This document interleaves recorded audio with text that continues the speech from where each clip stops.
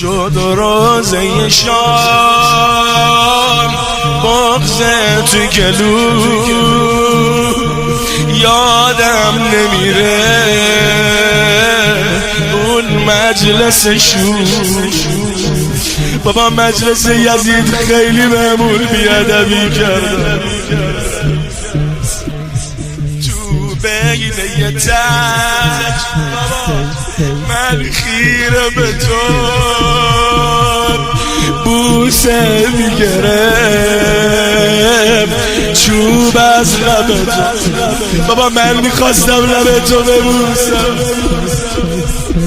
جای لطمه امروز یادگاری اونجاست. بعد نگاهمون کردن چون نبود عموم